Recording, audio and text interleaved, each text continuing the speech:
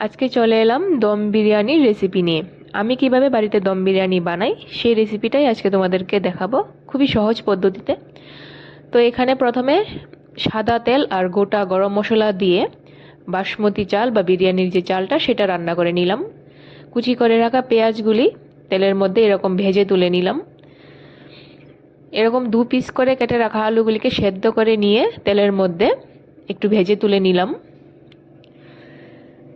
তারপর টক দই আর মাংসর মশলার যা যা ইউজ হয় তা দিয়ে মাংসটাকে মেরিনেট করে রেখেছিলাম আধা ঘন্টা। তো এখন তেলের মধ্যে মাংসের পিসগুলিকে এক এক করে ভেজে তুলে নিচ্ছি। মাংসের পিসগুলি ভাজা হয়ে গেলে সেম কড়াইতেই তেল দিয়ে পেঁয়াজ দিয়ে আর মেরিনেট করার সময় যে মশলাটা রয়ে গেছে কিছুটা, সেই মশলাটা দিয়েই বিরিয়ানির জন্য মাংসটা রান্না করে নেব।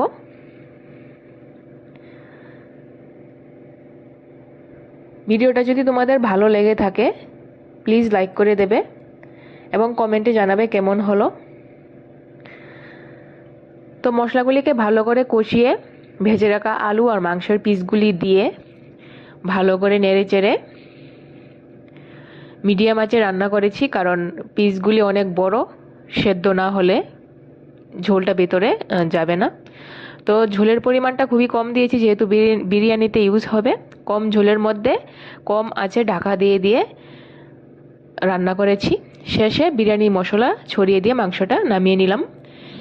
এদিকে একটি পাত্রে ঘি মাখিয়ে নিয়ে বিরিয়ানির যে ভাতটা সেটা দিলাম। তার মধ্যে একে একে ঘি, নুন, কেওড়ার জল, গোলাপ জল, বিরিয়ানি মশলা, লেবুর রস এগুলি দিয়ে মাংসের পিসগুলি দিয়ে তারপর লেয়ারে লেয়ারে ভাত দিয়ে সেমভাবে আলু এগুলি দিলাম।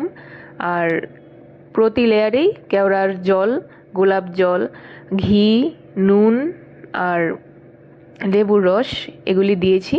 তারপর 3টা লেয়ার হয়ে গেলে উপর থেকে ভাজা পেঁয়াজগুলি দিয়ে আর লেবুর রস দিয়ে আর দুধে ভিজিয়ে রাখা কেশর দিয়ে ঢাকা দিয়ে 15 মিনিট ভাপিয়ে নিয়ে হয়ে গেল হোমমেড ইজি দম বিরিয়ানি। তো আমার রেসিপিটা ট্রাই করে দেখতে পারো, খুবই সুস্বাদু খেতে হয়েছে। ভিডিওটা দেখার জন্য তোমাদেরকে ধন্যবাদ।